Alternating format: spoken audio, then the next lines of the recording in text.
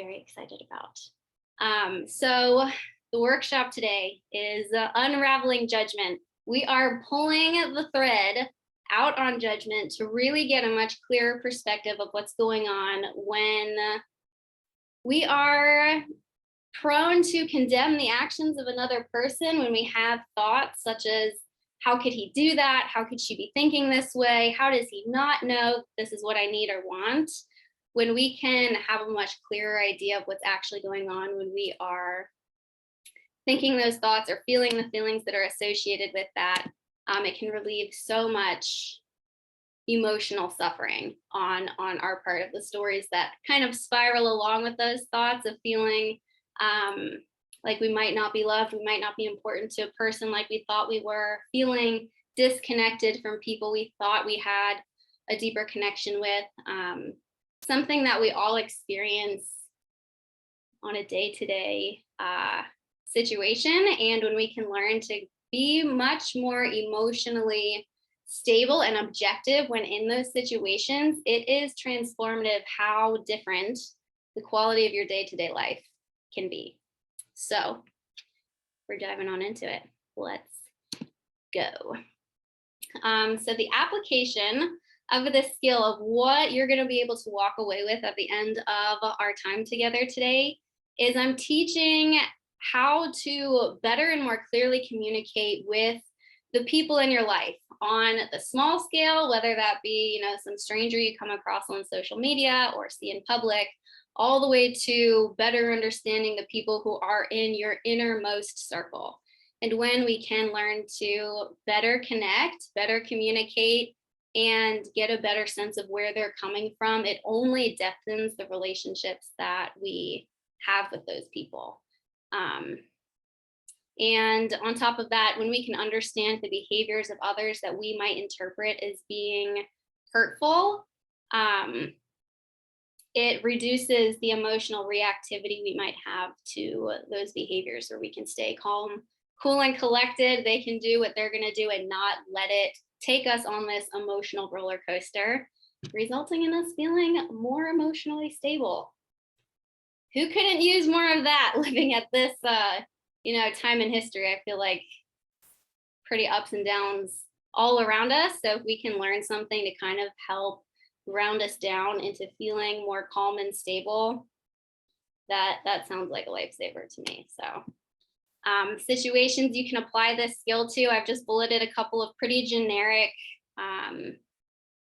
skills or situations that I think most of us can relate to. A couple of things on this list of situations that we might find ourselves to be in. So when things like this pop up in your life, being able to remain unbothered by the actions, projections, judgments of other people, as well as being more mindful of what we are bringing to the situation that might be causing some emotional reactivity.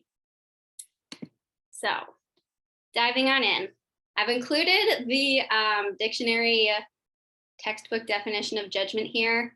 It is the process of forming an opinion or evaluation by discerning and comparing.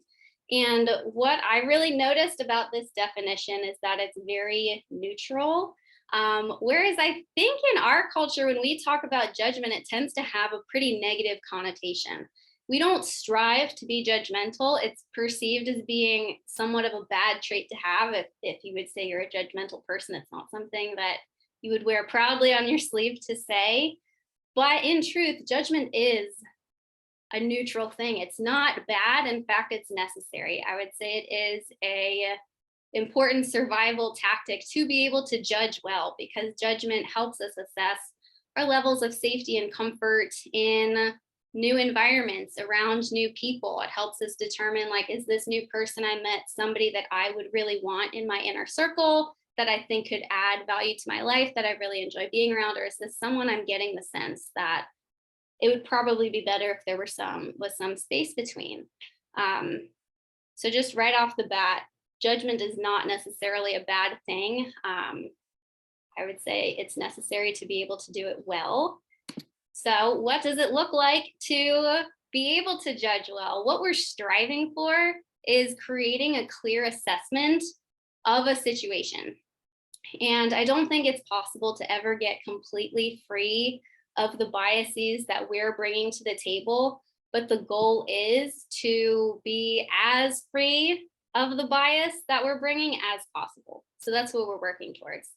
The second important piece of being able to judge well is appropriately assigning responsibility to the people involved in the situation, especially to ourselves, which is going to be covered later on in this workshop, how to do that and what that looks like.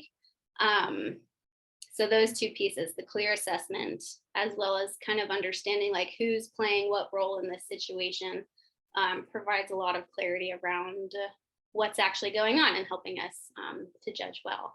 So if you can do these things, I would say the ability to judge accurately is somewhat of a superpower. It's not something too many people are able to do well because it does take some intentional work to do. And like any superpower comes great responsibility. If you are taking notes, this would be the first place I would love to see get written down. I've included cute little pencil emojis for the spaces that I think would be really helpful to write down and remember.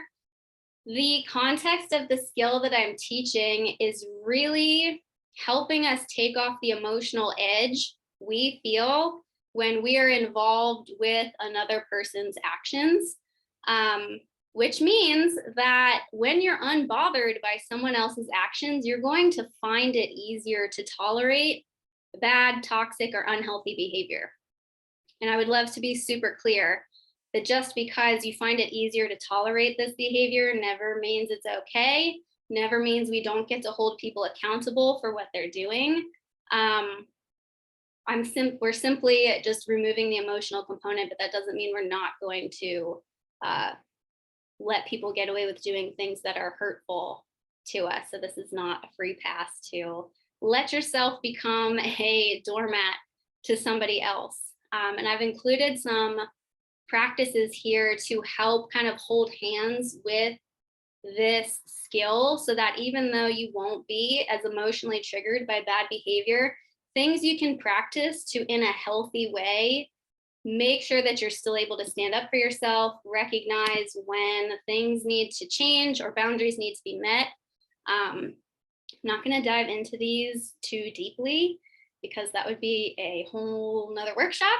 But the first one being honoring your intuitive yes and no. So even though you might not be triggered by somebody's bad behavior, if you can, taking the emotionality of it, you will still get a sense in your body of when somebody's doing something that's toxic, unhealthy, or not really okay, of this doesn't really sit well with me. This doesn't feel like a situation that is good for me. And being able to act accordingly and trust that is great to kind of counterbalance the emotional ease you're going to experience while that behavior is happening. So even though you won't be triggered by it, you will still get a sense in your body of like, maybe this isn't a great situation for me to be in. I need to do X, Y, Z to remedy that. Boundaries are huge. Like I said, even if you're not being emotionally triggered by what this person is doing, boundaries still might be necessary and really beneficial to helping you both show up as your best selves to the relationship or their dynamic or, whatever the situation may be. What I love driving home to the people that I work with is that boundaries are an act of love for both people involved. They are not only there to help you show up as feeling the most resourced and the best version of yourself, but it is also a clear message to the other person, like, this is what I need to stay in this dynamic. Can you meet me here? Can you not? And if you can't, then okay, I don't think this is a relationship or a situation that's benefiting you either, and giving them the permission to leave, find something else that might be better fit for them. So it benefits both people. So to sum all this up nicely with a bow, empathy and accountability is really important to be able to effectively manage unhealthy situations, that we can empathize with the person who is doing something that might not feel so great to us, but we still need to hold them accountable for that behavior. It's not a permission slip to let them do whatever it is that they want to do. And what I haven't touched on quite yet is what are we going to do when somebody is the one who's judging me? They're projecting onto me of something that is hurtful, potentially not even true, which can leave us feeling really hurt, misunderstood, or with this like driven need to just want to explain ourselves and be like, if you understood, like, this is what I actually meant by doing this, then you wouldn't, pre-projecting this story onto me. Going from that kind of frantic energy, by the end of this workshop, being able to feel like you can just let it run off your shoulders. Like, okay, like if that's how you want to feel, that's okay. And in a healthy way, because there are some people who can have a similar attitude, but like they're like putting up walls of like, I don't care what you think. It doesn't matter. Like, I don't need to hear what you think about me. That's not what we're going after. It's a very open, like, okay, like if that's the story you want to tell yourself about how I'm acting, that's okay. That is where I'm going to get you by the end of our time together today. So let's begin. That was our little introduction, just setting the parameters of what we are talking about today. And I've broken down this process into 3 parts. The first one is a little science heavy, but I have made her as painless as possible.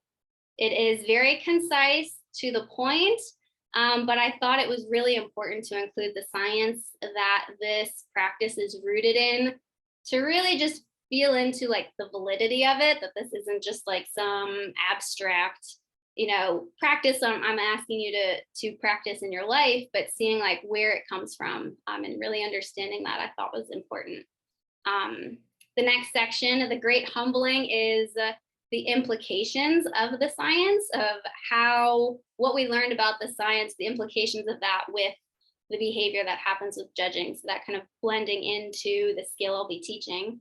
And then the last section is what the skill actually looks like in practice. So what are some situations you could apply this to the real world and what that would look like.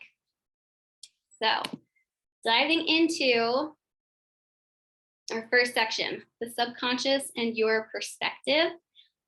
Both of these words I'm going to use a lot in this presentation. And I know both of these words are something that you might not use daily, and so might be rather abstract and fuzzy concepts. And I am going to be covering in the next couple slides what they both mean. So if you're taking notes, I would encourage you to write down a definition or something you can come back to remind yourself what I mean when I'm talking about the subconscious and what I'm talking about when I refer to perspective. Because if they already seem a little fuzzy and abstract, that's the foundation I'm building upon. So then anything beyond that is also going to feel a little fuzzy and unsure. So if you have something written down that you can reflect back to, be like, oh, okay, that's what she's talking about when she says that, I think it's going to make the rest of what I'm sharing stick a little bit better. So we're starting with the subconscious. The subconscious, the most important piece of this is that it is your unique, the word unique, underlined intentionally, collection of parental influence, early life experience, trauma, societal pressures, environmental factors that happened primarily through the ages of 0 to 7. This is when our subconscious is developing in our brains. And I know there's a couple people who are watching this who have experience with children who are going to really resonate with what I say next, that children are sponges. They are taking in everything about the world around them, not just the words and actions of the adults that they see, but really, and I would say more so, the energy and the emotions of the people around them. There's a really interesting evidence that actually our subconscious is already forming before we're even born. If a mother is under a lot of stress while she's pregnant and her body is being flooded with cortisol, that baby is feeling a lot of that energy, that stress in utero. And when they come into the world, are already anxious, are already on guard because they have been given the impression that they are being brought into a dangerous world and that they need to be ready to do what they need to survive. So anything that happens between the ages of 0 and 7 really is so formative in the way that we move through the rest of our lives, because these are the first impressions that we're getting of understanding how the world works. Dr. Gabor Mate just wrote a really interesting book talking about how primarily he would argue it's the ages between 0 and 3 are the most impactful of helping us make sense of the world. And an important part I would love to reiterate of this is that nobody has had the same first 7 years of life as you. Nobody has had the same experiences with your parents, has had the same childhood, has had the same, big events happened that are shaping the way that you're going to move through the rest of your life. These very formative years are where we begin to answer some really big questions about how we want to approach problems later in life. This is where we begin asking ourselves, like, is the world safe or dangerous? How would I act accordingly? Can I trust that other people are going to help me meet my needs or not? Do I get to receive love, or is this something that I have to work for? This all begins so early in life to help the child make sense of the world that they're experiencing. And it's incredible the impression that makes and how far that carries us through into the rest of our lives. And unless we do intentional work, these patterns, these conclusions we've come to early in life are going to be the patterns of behavior we play out for the rest of our lives. And this is so much of the work that I do with clients, is doing that intentional work of reprogramming some of the core beliefs that were developed in these very early ages so that we can show up in the world in the way that we want to, rather than the way that was impressed upon us based off of factors that were out of our control. And all of this is not to say that big life-changing events can't happen to us after the age of 7, but the groundwork gets laid before the age of 7 of how you're going to respond to those events when they happen, or how you're going to interpret them.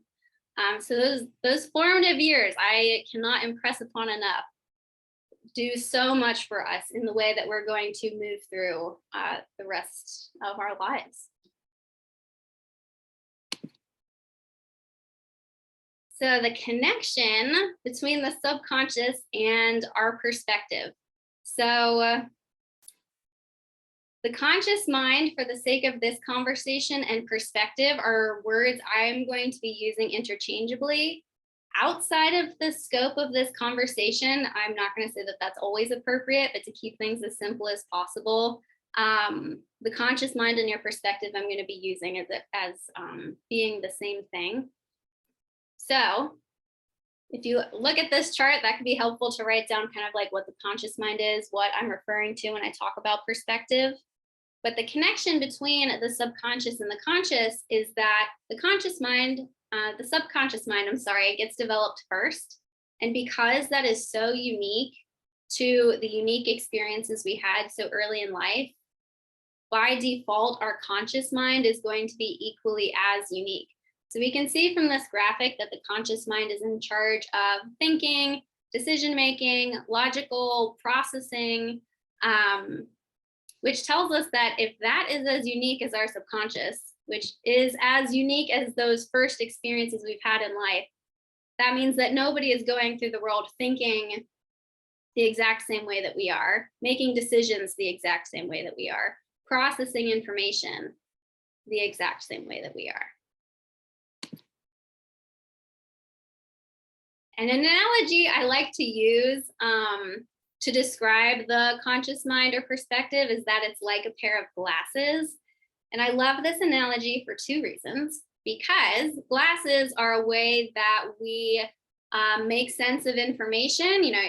Put them on your eyes. It's kind of like helping you filter the world and take in information about what's around you, which is exactly what your perspective is. It's filtering the information that you get, helping you make decisions and critically think about things.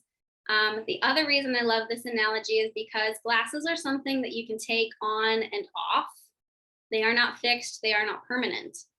And the skill I'm going to be teaching today is doing exactly that, how to step out of your perspective and getting a better idea of what's going on inside of someone else's perspective.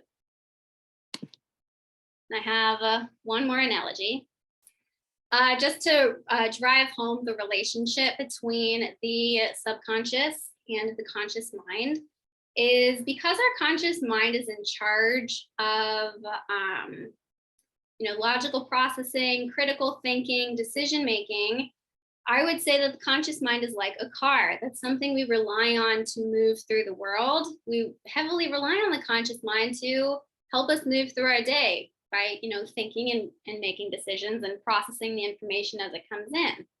However, the subconscious mind is the driver of that car. It has such a heavy influence over the way that we are making decisions, over the way that we are critically thinking. So the driver is really the one who's making all the decisions for the car. And the car is useless without the driver. So just driving home, like the subconscious mind can weigh so heavily on the way that we're showing up in the world. And that might not be as apparent as a lot of us may realize. It plays a really heavy role over the way that we show up day to day. And I am a huge fan of this slide because I feel like it so succinctly captures everything I've just explained about the brain development.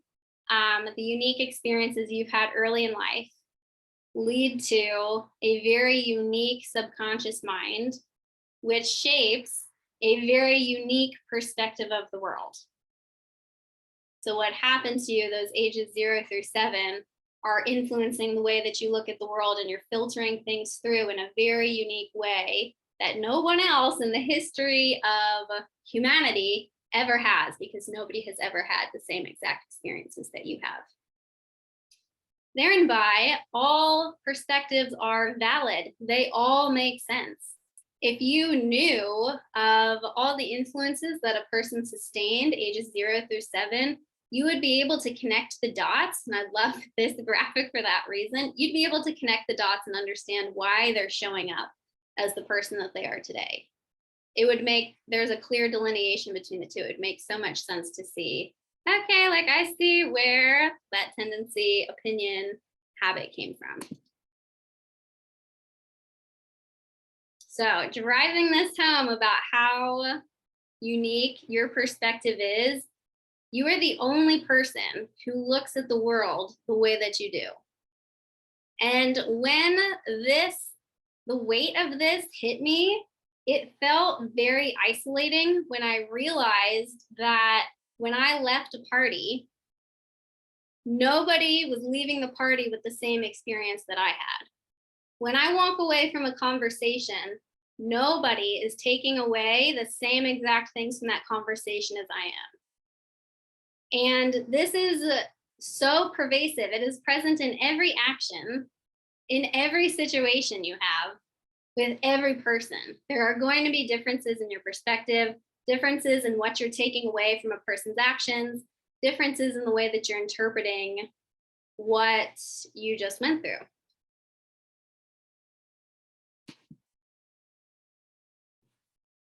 And these differences, my friends, is where judgment stems from. When the way that we make sense of the world does not match with the way that somebody else makes sense of the world. This is where we can get critical. We can condemn people for the way that they're acting. You know, the sentences like, I can't believe she said this, or how could he think that that was okay? It's those differences in perspective where that is coming from. And on the other side of the coin, that's exactly what is happening when somebody is judging you and projecting a story onto you. That they're saying, this is how I make sense of the world, and you're not matching what I think and what I've experienced. Which is pretty incredible to see like how logically this all can stem from, when you understand how people come to these conclusions, how perspective is formed.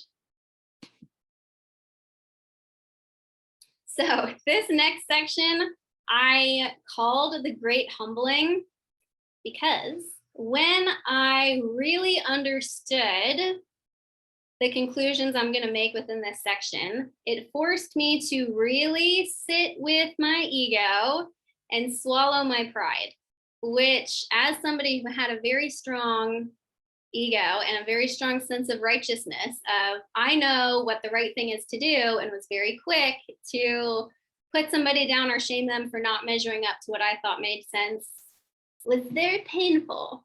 So I have also co-titled this section The Big Ouch.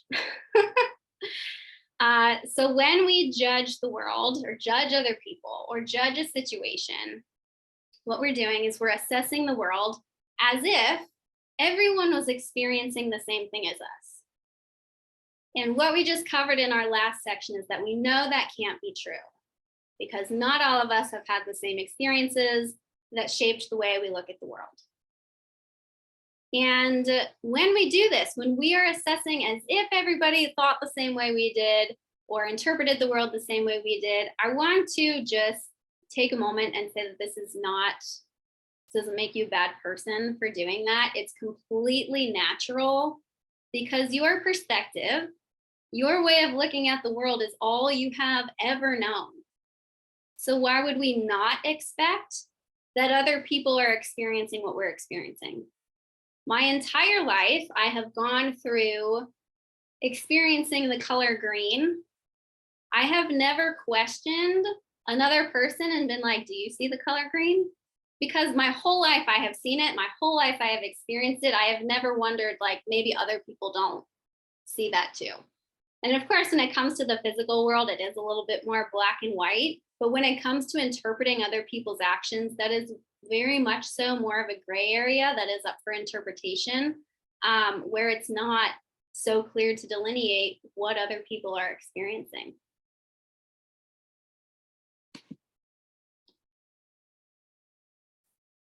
So, ripping off the Band-Aid, the big ouch here is that your perspective isn't right. And I'm using the word right very intentionally here, because it's not to say your perspective is wrong or your perspective is bad. Perspective can't be right or wrong because of the nature of how subjective it is, because it's based off of, those really early life experiences that nobody else has had besides us. So it can't be right or wrong to judge the whole world based off of something that no one else has experienced. Your perspective simply is. It is. It is valid. It does make sense, but it is not a way to measure if something is right or wrong because of the nature of how it was developed. And when we judge, essentially what we're doing is we're judging people, holding them to a standard, the standard of our experience that they have no knowledge of or no experience with, because they have not experienced the same things we have. They haven't been taught the same things we have. They weren't necessarily influenced by the same things we were. Therefore, setting them up for failure and setting ourselves up for disappointment. The exact same thing is happening when somebody is judging you, that they're holding you up to their standard of how they make sense of the world and getting critical about, you don't fit in with the way that I make sense of the world around me, and that makes me feel uncomfortable or upset.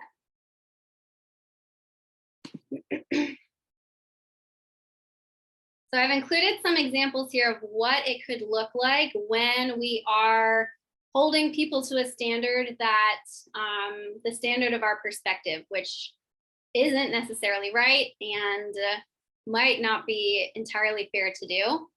So the example I've been using a lot lately is when your boyfriend doesn't greet you when you come home from work is the situation. The judgment you're making is an assumption that that must mean he isn't excited to see you, which causes you to feel hurt, unimportant, unloved. So in this example, we can see like when he doesn't come home is the stimulus, but the story you're making out of that action is your judgment of the situation, how you're perceiving the situation.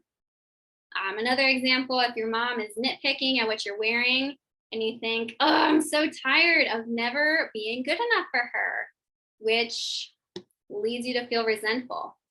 Your mom nitpicking at what you're wearing it doesn't have to mean that she doesn't think that you're good enough, but perhaps based on your prior experience, that's going to be the way you interpret that behavior, causing you to feel resentful of her doing that. Lastly, if you try to talk to a friend about something that's important to you and they brush you off, you may make an assumption that that must mean that they don't care and that they're not interested in talking about things that are important to you, causing you to pull away in the relationship. So putting a story onto their actions, which causes us to hurt our own feelings. And the fact is everything that we perceive can logically be traced back to our subconscious. So those examples I just had, the conclusions we come to, the stories we tell ourselves about what someone's actions must mean, all have a logical root. It makes sense that we've come to those conclusions based off of what we've experienced. Doesn't necessarily mean the conclusions we've come to are right, but they make sense. And a really uncomfy truth to all of this is understanding, because of the nature of how our subconsciouses are developed, there and by the way we perceive the world is developed, that if you had the same early life influences as the person you're judging or getting upset with, you would have most likely developed the same opinions, same traits and tendencies as they do. Because if that's how the way you filter the world stems from is those early life experiences, if you had that same exact experience as them, you would have also come to the same conclusions that they have and logically think the way that they're approaching the situation makes sense. I found a quote a couple months or maybe a year or so ago that really succinctly summed this up. And I scoured the internet for so long to try to figure out who to credit this quote to, and I could not find it. So if anybody knows, please let me know. But the quote is, "You are me under different conditions." I think does a really good job highlighting the subjectivity of our experiences. That all it would have taken is for me to have gone through what you went through, and I would be where you are today. That is the only difference between me being where I am and you being where you are. I love that quote. I think it's so freaking good. So this means that when we're trying to better understand another person, we're going to have to learn how to get out of our own perspective and into someone else's. How can I put aside the way that I make sense of the world to better understand how you must be looking at a situation and how you're making sense of it? Which takes us to our big skill that we're diving into today, that I love calling flexing the lens of your perspective. The reason I love this title is it kind of ties into my glasses analogy of how your perspective is, the way you're filtering information and thinking about the world. And when you flex a lens or you kind of change the angle of a glass, you see different things.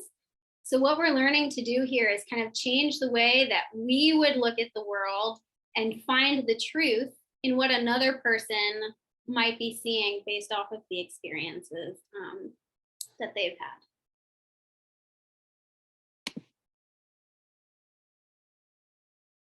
had. Okay, so this would be worth writing down because this is something that I will be referring back to quite a bit for the rest of the presentation. Based off of what we have gone over thus far, something that you can trust to be true, even if you don't have all the information to prove it, is that everyone's perspective makes sense if you connect the dots back to their subconscious or back to their early life experience.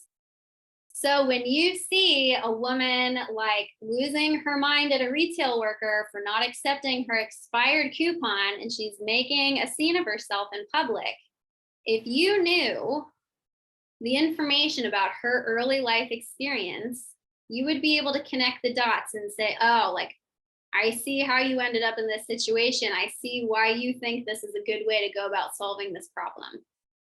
Does that mean she gets to get away with treating people that way? No, no, no. We still get to hold people accountable for it. But really understanding that if you had that information to know what you've been through, what has influenced that person, what has shaped them, it would make sense to see the way that they show up in the world today.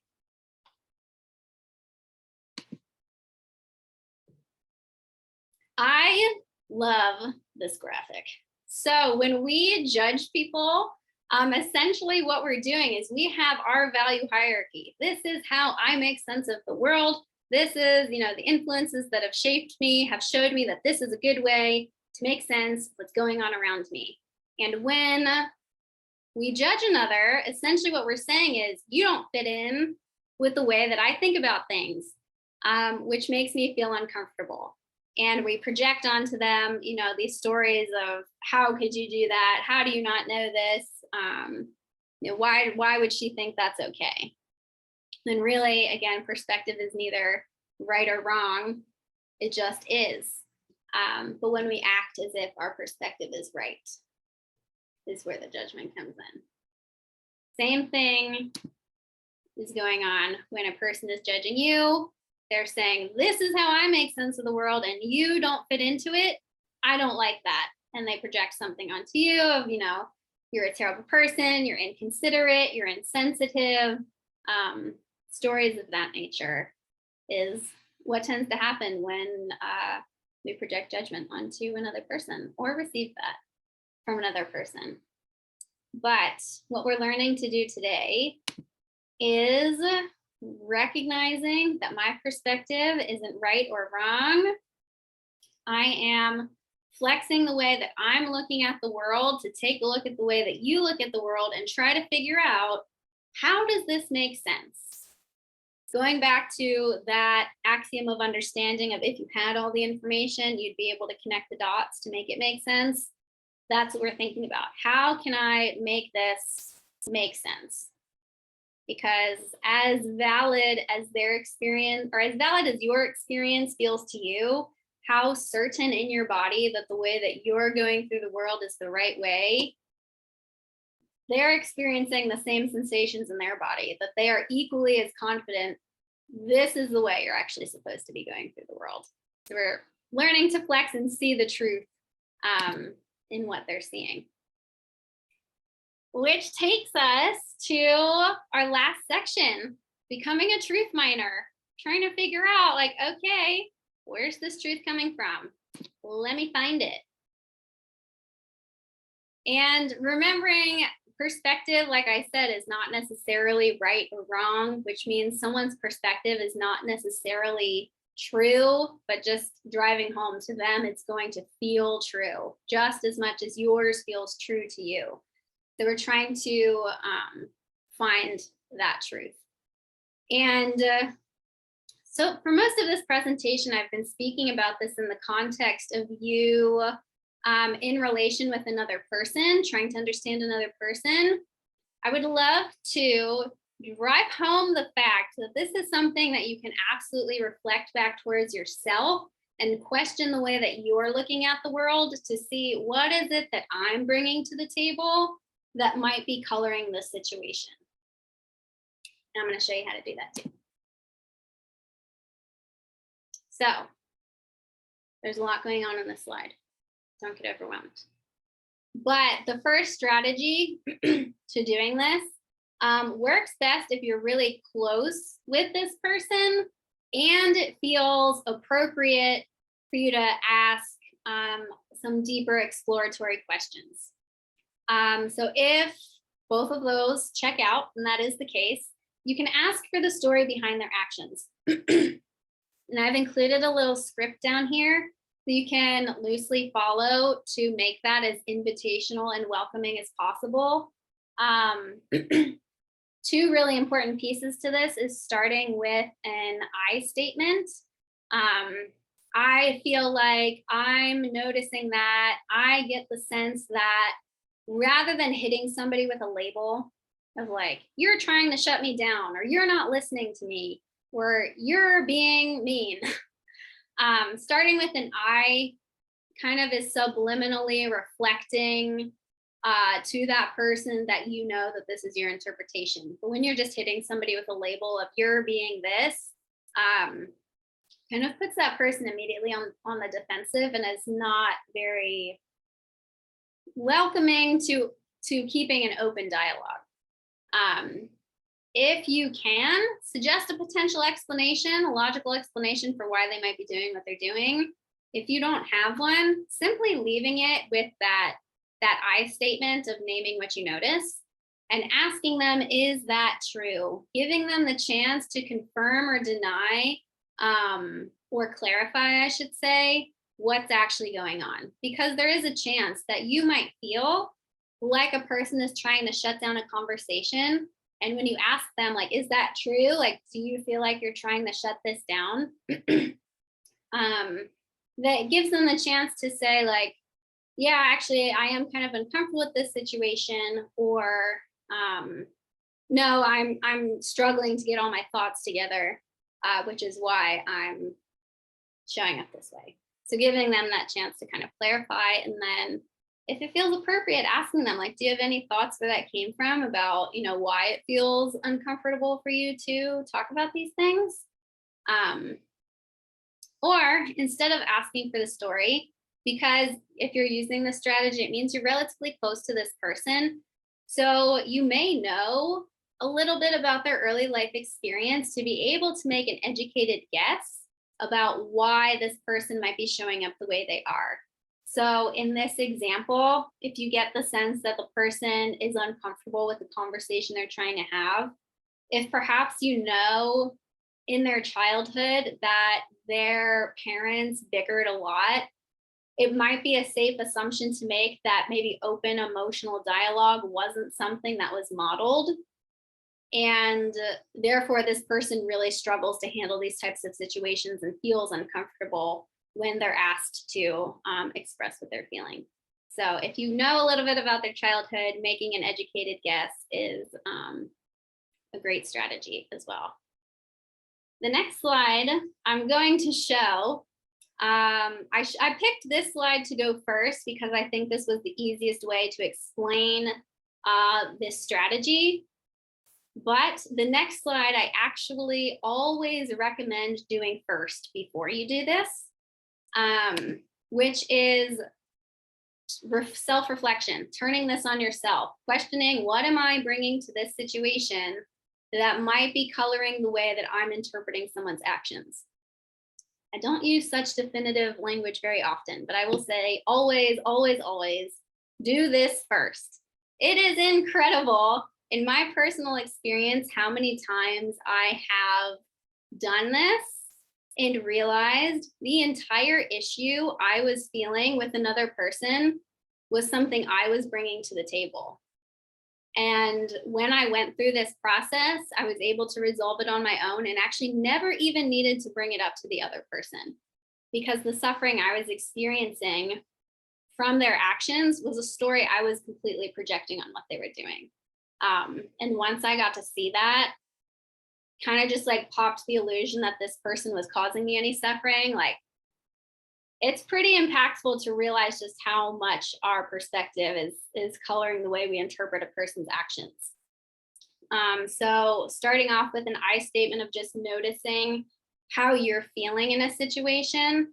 The next part is naming the story. What are the assumptions you are making based off those person's actions? What does it mean when your boyfriend doesn't greet you when you come home from work? I'm assuming that must mean he isn't excited to see me. Okay, from that place, you're going to do some self-reflection about your early life experience. And it doesn't necessarily have to be a story that happened between the ages of 0 and 7. Because of what we know of how our perspective develops, the conclusions we came to about that in that age group, we are playing out those same behavior patterns over and over again. So you might be able to think of an example at age 14 of a time where you felt unimportant by someone who was supposed to love you.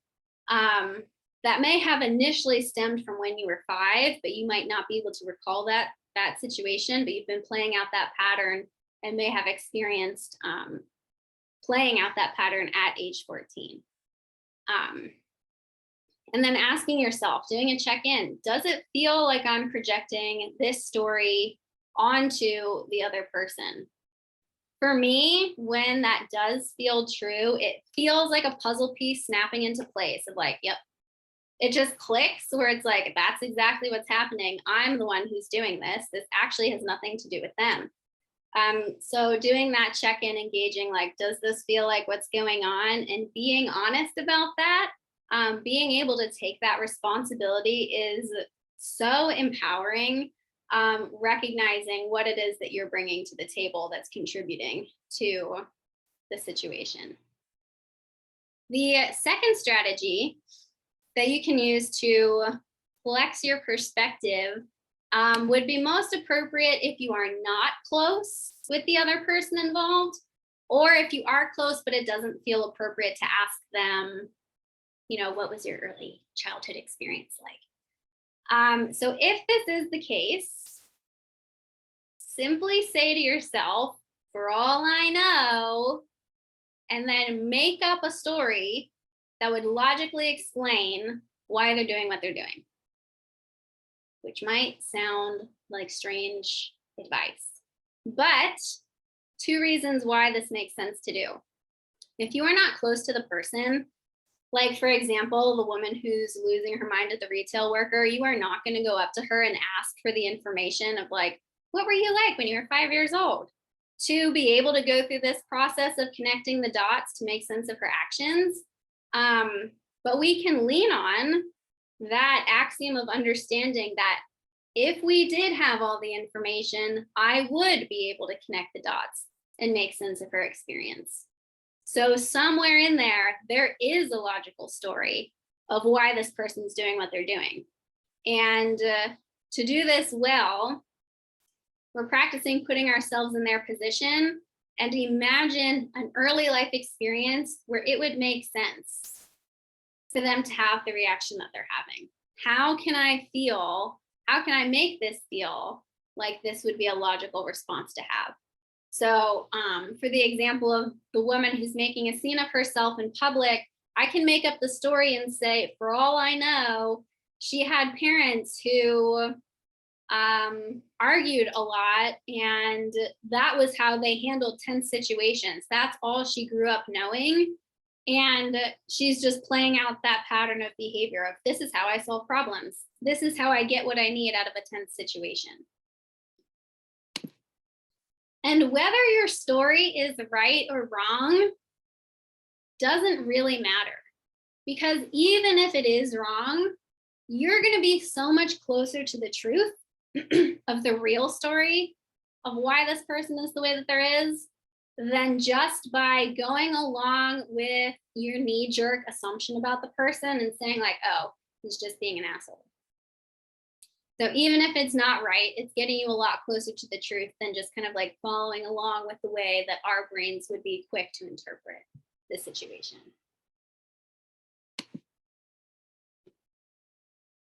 So I have a personal example to share of a time I used this strategy.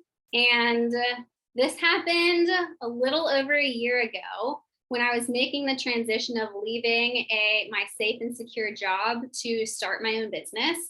And I told somebody what I was doing, and they very bluntly told me that they thought it was going to fail. And even though I have typed out a typical reaction that a person would probably have when being bluntly told, I think your dreams are going to crash and burn, I can tell you if this happened to me 3 or 4 years ago, I would have gone so far off the deep end, beyond what I've typed out here, of taking that so personally, so to heart.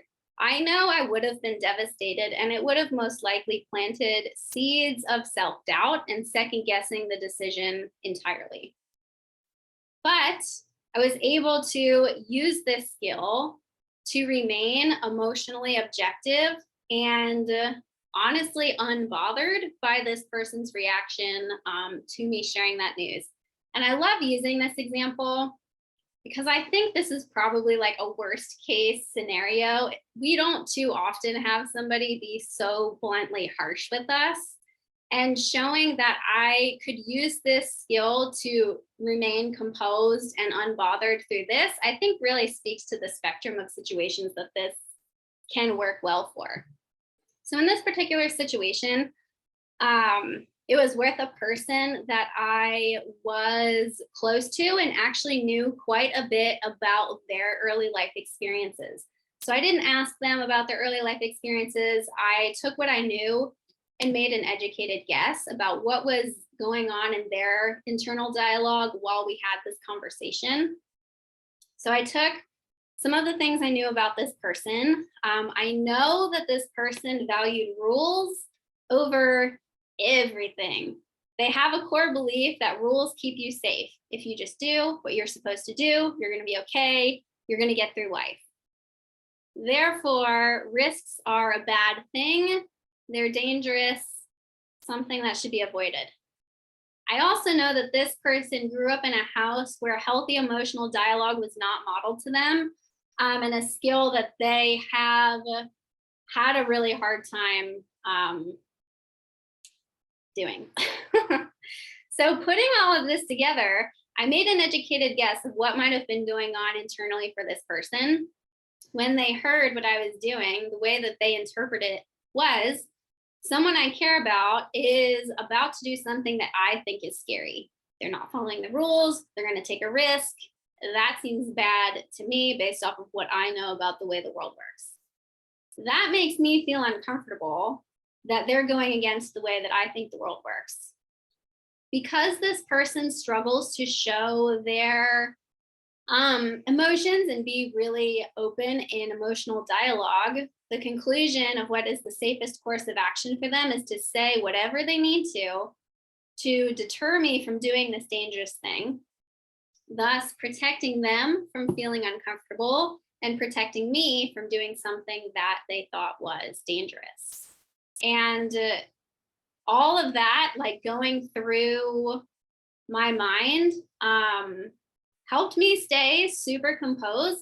I will say when that happened, the primary emotion I felt was shock, just that somebody said something so blunt to me, but there was no hurt, there was no sadness, there was no second guessing. I walked away from that conversation feeling very neutral about it, which I think is pretty impactful because, like I said, I feel like that type of response to you sharing with somebody you're going to do something really exciting and important to you, and them not being supportive of it would be something that would be very easy to get upset about.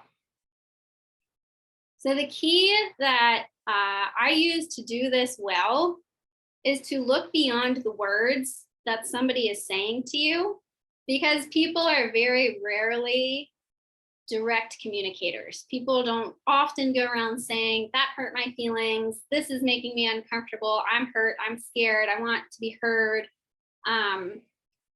But if you can tune in to the body language, the tone that they're using when talking, the energy of this person in the conversation, kind of the behavior behind the words, so often you can find that that's exactly what's being said and be able to build a much more accurate story of why they're doing what they're doing. The classic example of this that I think every person can relate to is when you say, I'm fine. I'm sure all of us have done that at least at one point, where our words are saying one thing, but the tone is giving us clues that the words should probably be disregarded and there's something else going on there.